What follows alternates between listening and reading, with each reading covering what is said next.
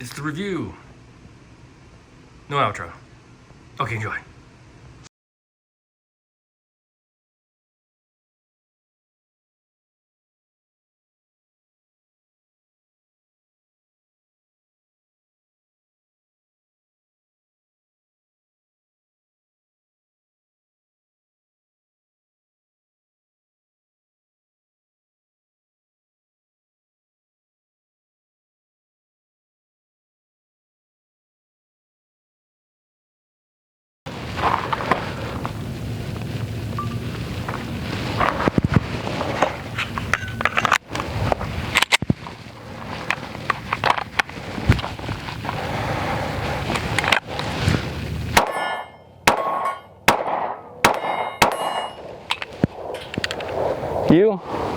Q review. Welcome back here to the 1,000-round review of the Taurus GX4XL. All right, we did 1,000 rounds. Went off to the left in that last shot. And I've got my thoughts. My 3 cons, my 3 pros, and then my opinion. So I'm going to go through them right now. I'm not going to make this super long. If you see my videos, you know what I do.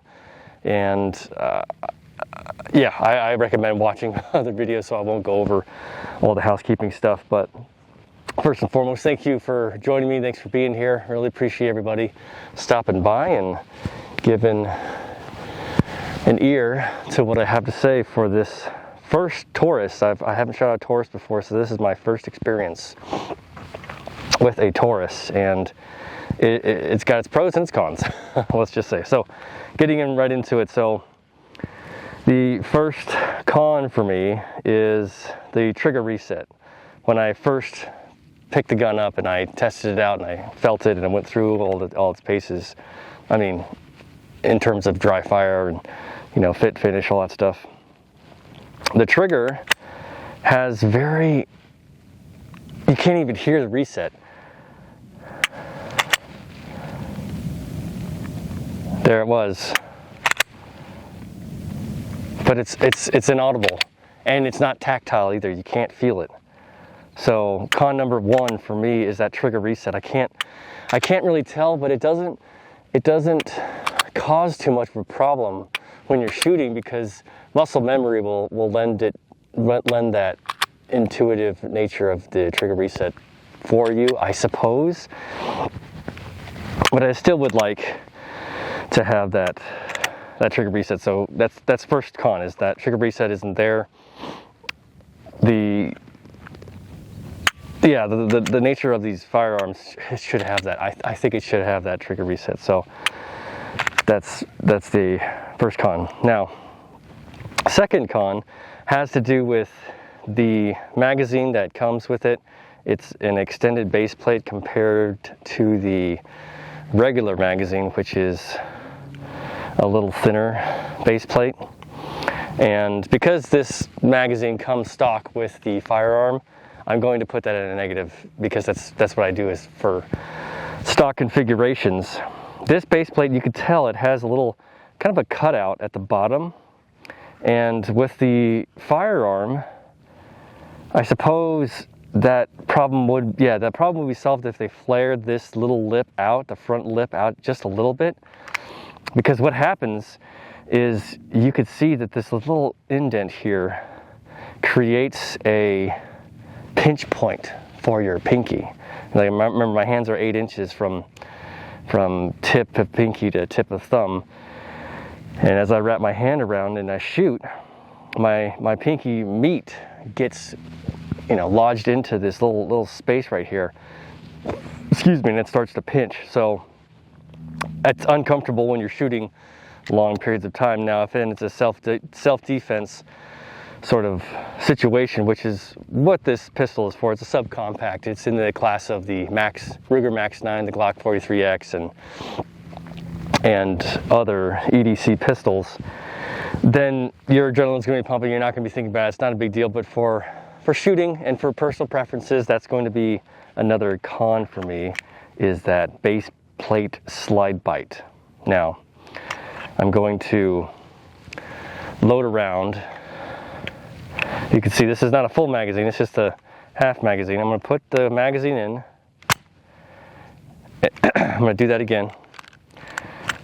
The round is out. I'm going to pull I have to do this, pull the slide back as the empty magazine is there.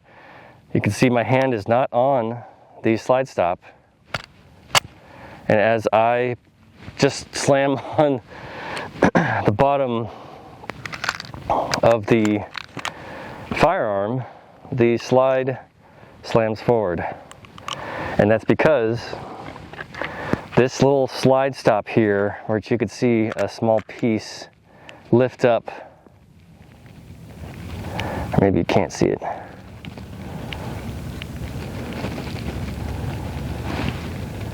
Oh, there it is. There it is. You can see it now.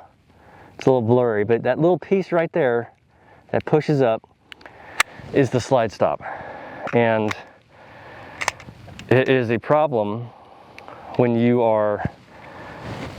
rounds are spent and your slide is back after your magazine is empty, and then you can hit the firearm in various different places. Well, not now, but you can't pull the slide back and push the slide stop up to hold the slide back unless you have the empty magazine inserted. So I'm going to call that bad slide stop. Mechanically speaking, that is super negative. Before I was trying to give it a pass and getting used to the pistol, and I thought that, oh yeah, it's okay, it's fine, and I'm not going to be nitpicky about it. But as time went on, I decided that, yeah, this is not mechanically logical. Semi-automatic firearms should have a slide stop that holds the slide back regardless of if you have an empty magazine inserted or not. See, I can have it back now. It's very barely touching the slide stop. And now see, I can't, if I hold it, it'll stay. The second I let go, it slams forward. Super negative. Don't like it. I don't think that's a very big positive. Now, con number 3 is that slide stop. I have other cons, but I'm not going to mention it in the negative section. I'm going to mention it in the honorable mentions, which it's because these big ones, to me, they have a lot more weight than the other smaller ones, which it's definitely negative, but I'm not gonna bring it too far against the firearm. So going into the pros, so those are the 3 cons. Going to the pros for me, the grip. The grip is nice. I really did feel it felt great in my hands when I first picked the gun up and felt it. It's got this little grip texture on the gas pedal and the trigger finger rests right there. So nothing too crazy, but it's just nice to have it there. There's no grip texture on the trigger guard, but it still fits very well. And in terms of my hand position, it does feel good. The grip texture here on the actual grip part is all the way around 360 degrees. Just a small cutouts that aren't covered, but you can feel that it is confident in your hands when you hold it. Now, I would like it to have it up to the slide, as you know, all the way up, but because it's wrapped all the way around the grip itself, it feels good. Gun feels awesome in your hands. Very smooth. You hold on to it because it is an EDC, so it has a little bit of recoil to it. So that is pro number 1, the grip. Very nice. I've had a good time shooting it, and that grip is part of that experience. So next one, with the grip comes the fit. The fit of the firearm is very nice, and I would say because of this trigger guard and that position with your index finger being able to sit right here, which is how I shoot, this fit, it feels better than the Ruger Max 9. And that to me is a lot, because the Ruger Max 9 has a lot of positive qualities about it. So this feels very good in my hands. So that fit is definitely a plus for me, a pro. And it's a combination of so many different things. And I know this is the XL version, so the regular GX4 cuts off, you know, this little chunk, I think, and it gives it, I think this is a 4.5. Oh, don't have a measuring tape on me. In any case, it feels good. Balance is a little, you know, a little forward because of the polymer frame. It's, you know, the longer slide. But overall, when you're handling the firearm, the fit of the firearm is really nice. Coupled with that grip, it feels really, really good. So that's pro number 2, is that fit of the firearm. And the last one is the trigger. The trigger is very, very nice, even though the trigger reset is a negative. When you first pull the trigger, and it's a flat, it's not flat, it's angled, but when you're pulling on the trigger, there isn't a curve. So the wall, the take up is right here, wall is right there, and then the brake, I'm pulling, there's no squish, there's barely any squish until the very end, and it feels great.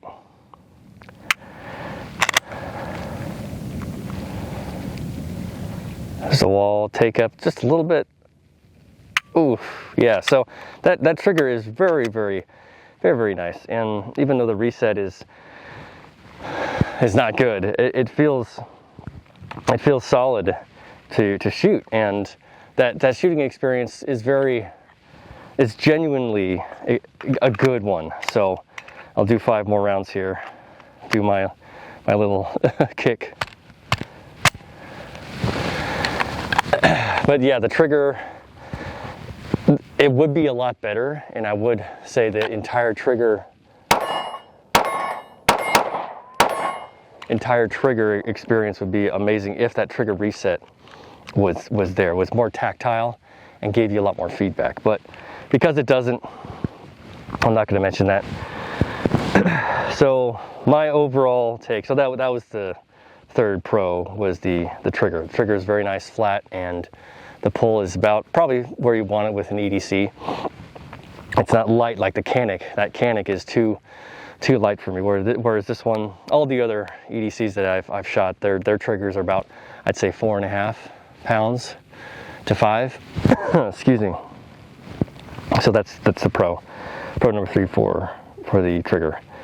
My take is, yeah, for an EDC, it's sorry.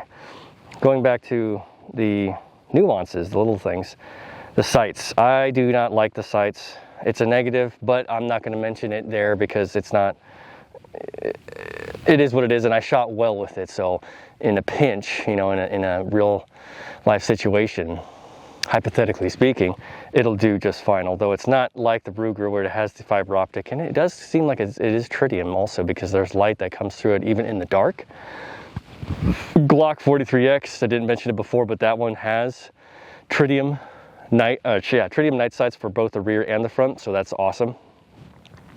This one has blacked out rear and just a white paint front sight, so that's weak, very weak sight. Feature set doesn't have an included Picatinny for the front, just like the Ruger Max 9, so that's I don't like that, but it has an optics cutout, so that's, and I don't know if it's direct mount. It looks like it could be, but in any case, I don't think I got any plates for it. So those technical specifications, I don't list them here, mostly because I'm doing the shooting experience and just the bare bones, very basics, because we can get into all that technical stuff and get lost in the weeds, and then someone's like, well, actually, that's not correct. You know, all those people that do that, and I do appreciate it, and that's their channel, that's what they do. But for me, it's mainly about what you see, what you get, how it feels, and the things that you can tell from off the rip what comes with it. I'm not going to get into the technical specs and all that stuff. So optics cut, the big thing for me is the Torx bolts. Torx head bolts, I love that. I think that is a definite good nuance to this firearm, because I have some 2011s, one in particular that I stripped it the second I was trying to take off the plate, the base plate for the optics, because it was hex, and had they had Torx head, I would not have stripped it and taken to my machinist and helped me out, and that was a whole thing.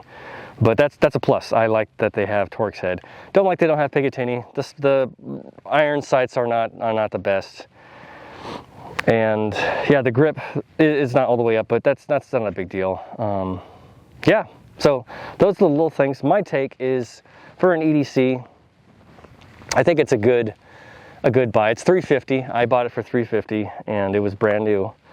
So in competition with the Ruger Max 9, I would take the Max 9 any day. But I would take this over the Glock 43X, because that one, you know, comes with only a 10-round magazine, whereas this one comes with different capacity magazines, although I only shot 10 rounds through my 10-round magazines. It's a great EDC. Feature set is, it's the same as the Max 9, so it is fine right there. Although it is more pricey, it's, you know, $100 more than the Max 9. I would say that it is a good purse, ankle firearm. But I don't think I would do the everyday carry like I would for the P365, the Sig Sauer, you know, X Macro, or well, and I haven't shot it yet, I haven't shown it yet, but I do have it, or like, say, the Springfield Armory Hellcat Pro OSP Comp. That naming convention always screws me up. But it is worth the money, I would say, for the $350. But it's the slide stop issue, the base plate bite, and the trigger reset really bring it down, especially given that it's $100 more than the Max 9. The Max 9 is still riding high. That thing is doing really well. Oh, and the CC9, the HK CC9, because it's a little pricier. If you're willing to spend that money for it, then it has everything that you want. That CC9 is golden, and I really would consider that. Aside, if you're going to go up to like a Glock style, spend the extra $100 to get the CC9. For down in the, you know, 300, 200 range, or maybe even little low 400s, I'd get the Max 9. This is nice. It's a good gun. It shot well. I felt very confident with it. Just had to grip a little bit harder. But those corks were just weird. I don't know why Taurus has done that. Overall, I've had a good experience with it, but those mechanical issues really bring it down, and given that price point too, I think that it could have done a little bit better. So my take is, you're in a market for EDC, test it out, shoot it, see how it is. And maybe it's just me. Maybe I got a lemon. Maybe everything that went awry with it was just my pistol, nobody else's. So let me know what you think if you have a Taurus GX4 or the XL version, or any Taurus for that matter, and tell me what you have experienced with yours. Not a very popular gun. The episodes didn't really hit that hard in terms of viewership, and also too because I'm, you know, a little bit newer, so I'm not getting a lot of ticks. But Taurus isn't that popular, same as I'd say the FN. Oh, and the Sig. I think it's because there's a lot of backlash with Sig, but I love that 365. Anyway, Taurus is great for the price. Go with the Max 9. Definitely go with the Max 9. Test it out, see how you like it. Let me know if you had any of these issues. Thank you so much for being here. I'm going to keep it there. That was probably okay, not too bad for time. Yeah, I appreciate everybody. You're awesome. Thank you for all your input, your comments, and we'll see you at the next review series. I'm going to be continuing on with the EDC feel. I do have other full-size pistols. I am going to be doing comparisons, but because this is my long-form year, it's going to be a lot of these videos. So thank you for sticking with me. I appreciate all of you. Come back for more and leave your comments. I'm answering all of them to my ability, best of my ability. We'll see you at the beginning of the next 100 rounds for the next firearm. Make sure you aim for center mass, pick your brass, wash your ass. Say hi to your mom for me.